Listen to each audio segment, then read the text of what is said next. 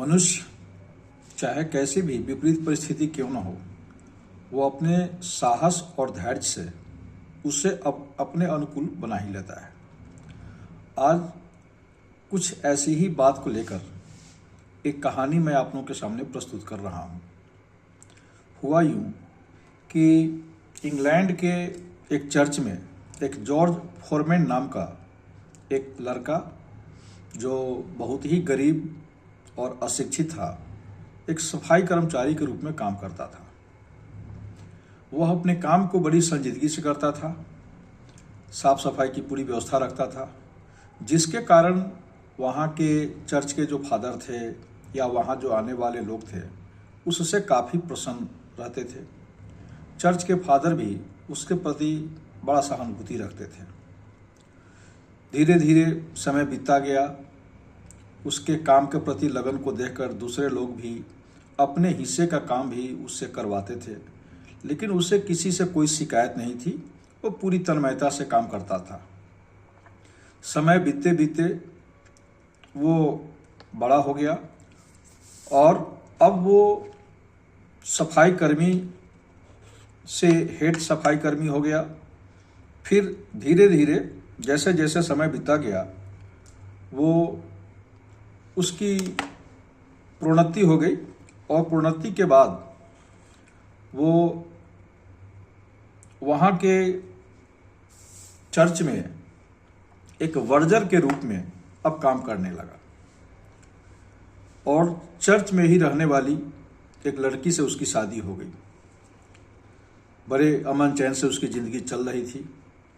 वो लड़की भी चर्च में ही काम करती थी, लेकिन शादी के बाद उसने अपनी पत्नी को काम से मना कर दिया और कहा कि तुम घर संभालो, यहाँ काम करने की जवाबदेही मेरी रहेगी। और इस तरह से बड़ी हंसी खुशी से उन लोगों का जीवन व्यतीत हो रहा था। चर्च के फादर, जो धीरे धीरे अब बूढ़े हो रहे थे, उन्होंने उसे बार बार कहा कि अरे तू पढ़ लो, क्योंकि यह जो तुम पद प्राप्त कर चुके हो ये पढ़े लिखों का पद है। मैं जब तक हूँ तब तक तो तुम्हारा काम चल जाएगा, लेकिन मेरे बाद दूसरे कोई फादर आएंगे तो पता न वो तुमको अपने पास रखेंगे, नौकरी तुम्हारी रहेगी या चली जाएगी, कहना मुश्किल है। लेकिन वो इस बात को अनसुना कर दिया और यूं ही समय बीतता गया। एक समय ऐसा भी आया कि वो फादर बहुत वृद्ध हो गए थे। उनके बदले एक नए फादर उस चर्च में आ गए। जब उस फादर को ये मालूम हुआ कि यहाँ पर जो वर्जर है वो अशिक्षित है, तो उन्हें बड़ा आश्चर्य हुआ और साथ ही साथ उन्होंने उसे बुला करके कहा कि मैं तुम्हें 3 महीने का समय देता हूँ, तू पढ़ना लिखना शुरू कर दो, कुछ शिक्षित हो जाओ, साक्षर हो जाओ।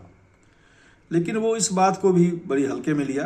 देखा कि भाई जिस समय हमारे पढ़ने का उम्र था उस समय मैं नहीं पढ़ा, तो अब इस अवस्था में मैं क्या पढ़ूंगा, और इस तरह से वो बहुत ध्यान नहीं दिया।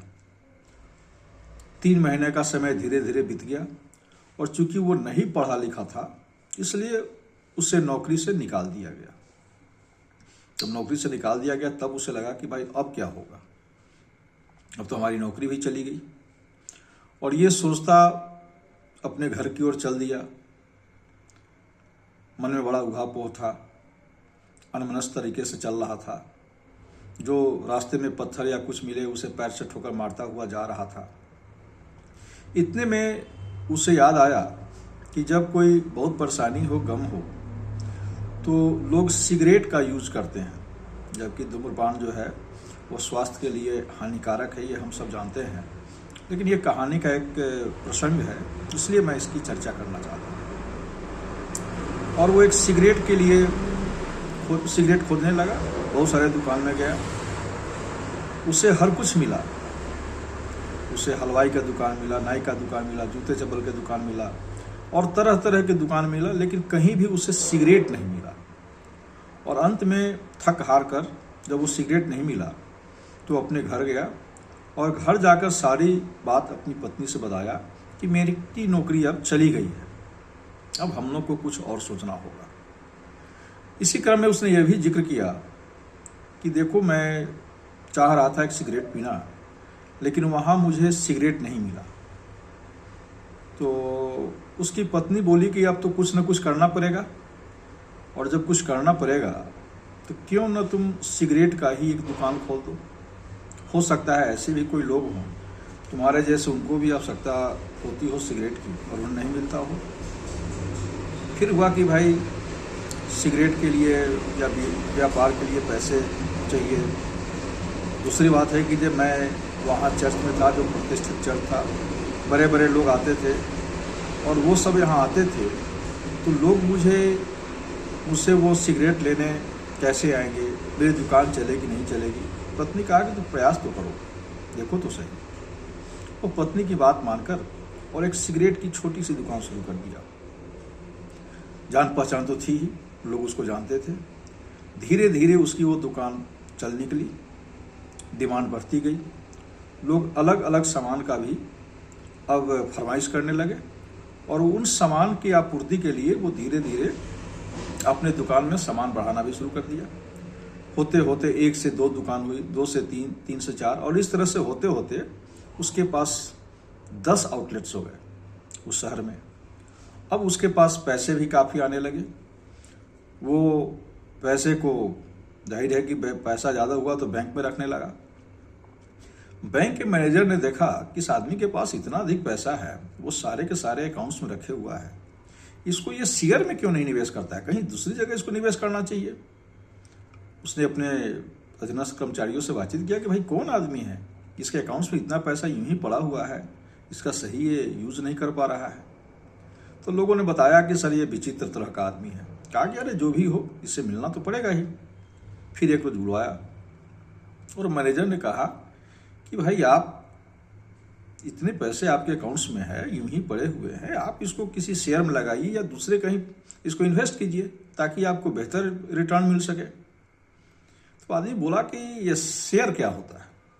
मैनेजर को बड़ा आश्चर्य हुआ। कहा कि भाई इतना धनवान आदमी है, हमको बेवकूफ़ बना रहा है या फिर ये सचमुच नहीं जानता है।